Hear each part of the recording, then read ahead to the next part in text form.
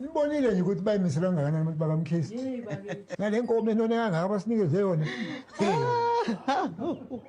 Beningalithelani kuzweli kwami. Phela thina somkhizi. Ningasipha. Hayi bonke sisi. Hey kodwa nimzwile ke lo. Udumisani wakhona. Isithingithingi lesi sesithi uyomele ayalwe. Awu. Uyingane. Uyala umuntu emdala kangaka. Kanti sekuneminyaka emingakagana sengizoyalwa. Hawu kahle wena.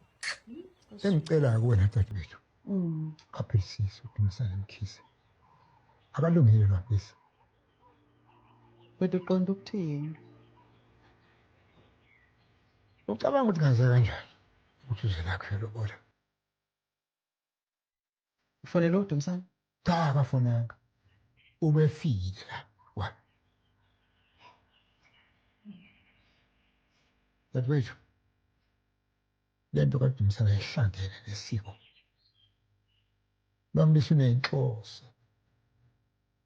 Akafuni nje ukuthi indoda yakho ishade. Uyosho ukuthi ngakutshela.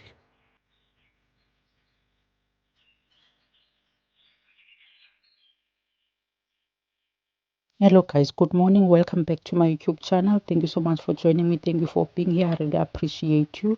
Do not forget to subscribe if it's the first time coming across this channel. Let's review ukwababa makesitshwa ngibaba siphathele ntoni. A lot has been going on ke kule favorite show yethu. Amalobola kaSimangele agqityiwe ke finally phakathi kwefamily sidibene ifamily zombini, ifamily yakwamkhize neyakwambokazi badibana bafinalize yonke into bekumele bayenze, and then uSimangele ufinal uzawudathelwe ngenyongo abe ngumakoti opheleleyo wakwakhabazela. Besisavuya ke sathi at least yonke into ihambe kakuhle nanko kugcwabe esithi kwifamily yakaSimangele makhe bamkhuze bamfundisa ukuziphatha because akakwazi uziphatha uthi ulihlaza. Lo tata akayidingi into yothetha, uya akakwazi nje ukhathule. Luye lahamba ke uduli likaSimangele lamgodusa kwakuhle bethunana kwakuhle emtshatweni kaSimangele, but kwaba khona utata ke okhoyo apha kule malobola kaSimangele uhamba nozwelakhe. Uthi kuzwelakhe bayamdinga apha kubo. Hayibo, ithina le nto ethethwa ngulo tata uthi ancestors ziyamdinga zakhe. Zeziphi kanti ancestors zikazwelakhe because uhleli kuzo mos uhleli nazo. Uphile siye ekhayeni. Asiyazi ke exactly le nto ithethwa ngulo tata xa isithi i-ancestors zakhe ziyamdinga uba uminani exactly. Asiyazi ke xa kuqala ngathi kulunga enye kule family phinda konakala enye asiyazi yona. Uyinikiwe ke naye uzwelakhe la clay pot leya ibifakwe i-something ngugcwabe yoba angakwazi uba aphinde azale abantwana. Uyinikiwe le clay pot uba makasele, uthe sazama usele sathi uyasela kwathi gqi uba home kuba kaloku bekufanele uba kusela yena uzwelakhe because ungunyana ubambele utata wakhe. So xa ithi uyaqala usela gqi uba home, so talking about saved by a bell. Wamsave uba home, wamkhupha nje emlonyeni wengonyama. Uyithathile ke lo mbiza lo ngqayi leyo bezawusela ngayo uzwelakhe wayibambisa umhlaba. Yho ndathi I wish angayisela yazi umhlaba.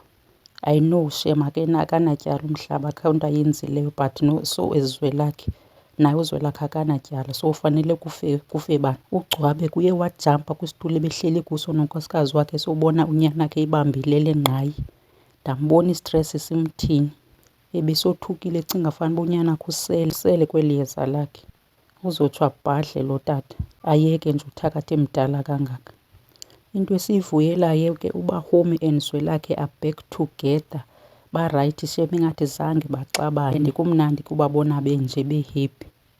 Kwi-episode ke yayizolo sibone umhlaba ene-cramps, severe stomach cramps. Utata ke wabe worried ngapha ugcwabe worried embuzisisa uba khangasele nakulaa nto ebethe makangayiseli. Asimazi ke uba uthini ke umhlaba nje ibhuqwa sisisu.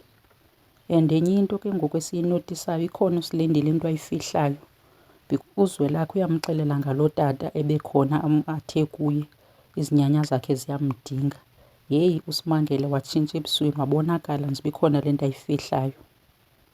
waba ngathi uZwelakhe funeka aphinde abuyele kuye because apparently lo tata sisangoma. So wathi uZwelakhe funeka aphinde abuyele kuye akhayomva uba ufuna uthini na exactly. Hayi uSimangele wamentla wathi ungakhulinga uyapha. Asiyazi ke le drama iza nayo uSimangele ayifihlayo xa kuzawuthiwa uZweli udingwa zizinyanya zakhe uba zeziphi kahle kahle izinyanya zakhe. Hayi, akukho nto elungayo apha kule family. Sisathi hayi sihleli sonwabile kuzawude kuyolotyolwa uba home. Nantsi enye iphinde ithi gqi hayi Simangele. Asinidi nje usizele nedrama uzonika ugcwaba into azothetha ngayo azoyisebenzisa against you. Andiyazi ngoku le uyenzayo. Xa kungathi kanti ufihla isishiqi soba uZwelakhe ayingomntana walapha. Yho,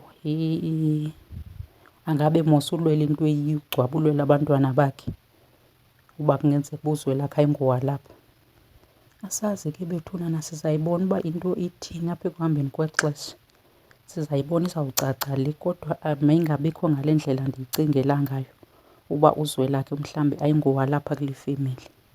Okay, mandiyibeke apha le video for namhlanje. Thank you so much for watching. Do not forget to subscribe and join in the community. Apha senza i-reviews ze-TV shows nestory ezitrendayo nje all over the country, all over South Africa. Thank you so much for watching. Until next time, bye bye for now.